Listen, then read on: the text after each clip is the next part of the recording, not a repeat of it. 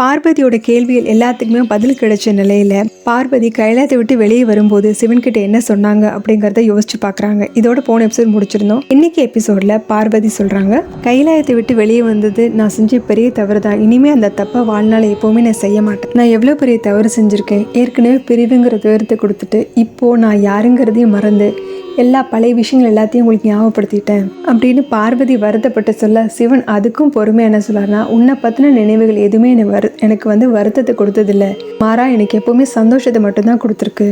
ஏன்னா என்னோட ஆனந்தத்துக்கு காரணமே நீதான் அப்படின்னு சொல்லும் போது அவங்களோட முகத்துல அப்படியே சூரிய வெளிச்சம் பட அந்த சீனே ரொம்ப நல்லா இருக்கு.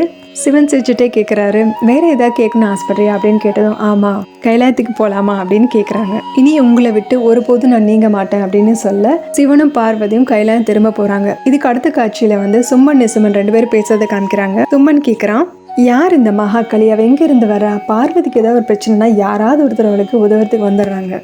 இதுக்கெல்லாம் ஒரு முடிவே இல்லையா அப்படின்னு ரொம்ப ஃபீல் பண்ணி பேச நிசுமன் சொல்றான், அதுக்கு ஒரு வழி இருக்கு.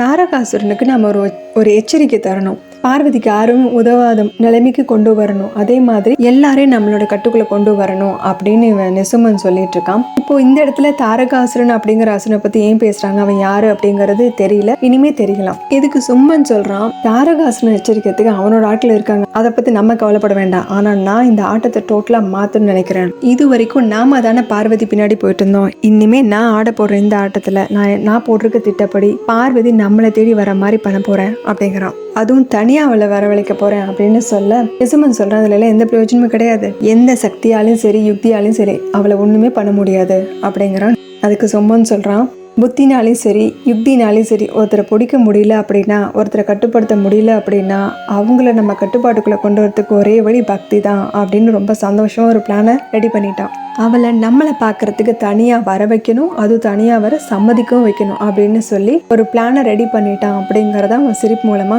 அவன் காமிக்கிறான். இப்ப அடுத்த காட்சியில கைலாயத்துக்கு சிவன் பார்வதி வரதை காமிக்கிறாங்க. சிவன் பார்வதி கைகளை பிடிச்சு கூட்டிட்டு வர்றாங்க. மேல பார்த்தா சிவகணங்கள், விஷ்ணு, நந்தி எல்லாருமே அங்கதான் இருக்காங்க. இந்திரன் எல்லாமே அங்கதான் இருக்காங்க. எல்லாருமே அவங்களை சந்தோஷமா வரவேற்கிறாங்க.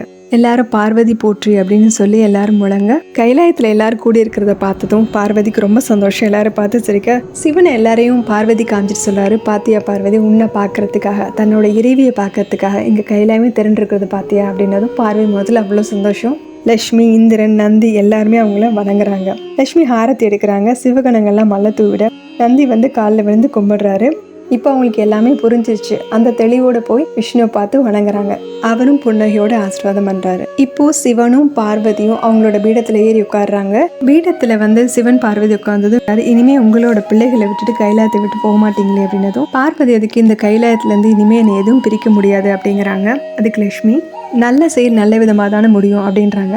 இப்போ இந்திரன் பேசுறான், இனிமே மீதி இருக்கிற துஷ்டர்கள் எல்லாத்தையும் முடிவுக்கு கொண்டு வந்துடலாம். சும்மனும் நிசும்மனும் அவங்க அபகரிக்க வந்த பொண்ணோட சக்தி என்னன்னு இப்போ நல்லாவே புரிஞ்சுட்டு இருந்திருப்பாங்க அப்படின்னு சொல்ல சொல்ல பார்வதியோட முகம் மாறுது. இதை சிவனும் கவனிச்சுட்டே இருக்காரு, விஷ்ணுவும் கவனிக்கிறாரு.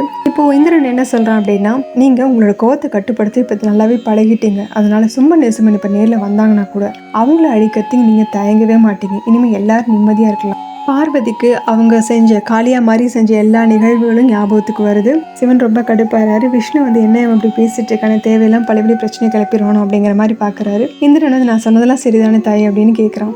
இதோட இந்த எபிசோடு முடியுது. அடுத்த எபிசோட்ல பார்க்கலாம். நம்ம சேனல் லைக் பண்ணுங்க, ஷேர் பண்ணுங்க, பெல் பட்டனை பிரஸ் பண்ணுங்க, சப்ஸ்கிரைப் பண்ணுங்க. தேங்க்யூ.